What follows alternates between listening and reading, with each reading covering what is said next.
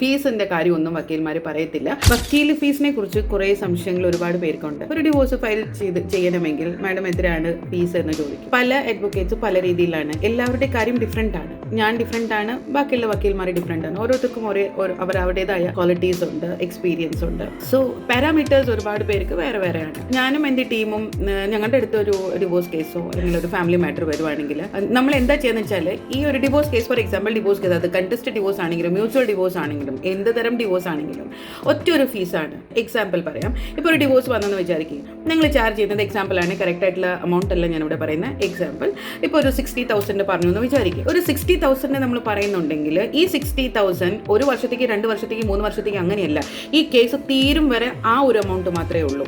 ഞങ്ങളെ സംബന്ധിച്ചിടത്തോളമാണ് ഞാൻ പറയുന്നത്. ഓക്കെ, ഒരുപാട് പേർക്ക് ഒരുപാട് സംശയങ്ങളാണ്. അപ്പം എന്നോട് ചോദിക്കുമ്പം അവർക്ക് അവരുടെ മനസ്സിനകത്ത് സംശയം, ആ വക്കീൽ അങ്ങനെയല്ലല്ലോ ജീന, ഈ വക്കീൽ അങ്ങനെയല്ലല്ലോ. അപ്പം എല്ലാവരും ഡിഫറെൻ്റ് ആണ്, എല്ലാവരും ഒരേപോലെ അല്ല എന്നുള്ളത് നിങ്ങൾക്കും മനസ്സിലായിട്ടുണ്ടാവും. ഞാൻ ചെയ്യുന്ന വീഡിയോസ് ആണെങ്കിലും നിങ്ങൾക്കറിയാം, ഒത്തിരി കാര്യങ്ങൾ ഞാൻ പറഞ്ഞു തരാറുണ്ട്.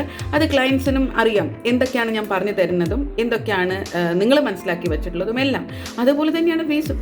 ഓക്കെ, അപ്പോൾ എക്സാമ്പിൾ 60,000 ആണെങ്കിൽ ഈ 60,000 നിങ്ങളുടെ ഇനി ഡിവോഴ്സ് കേസ് 5, 6, 7 വർഷമാണെങ്കിൽ പോലും ഇതേ 60,000 ഉണ്ടാവുള്ളൂ. അതിൻ്റെ കൂടെ വരുന്നത് പോസ്റ്റിംഗ് ഫീസാണ്.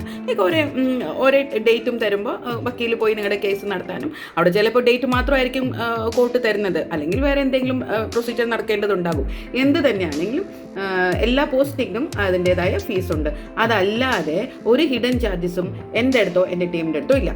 അപ്പോൾ പലവരും പറയുന്നുണ്ട്, ഞങ്ങൾ ചോദിക്കുമ്പോൾ ഫീസ് ഇല്ല എന്ന് പറയും. ഫീസിൻ്റെ കാര്യമൊന്നും വക്കീൽമാർ പറയത്തില്ല.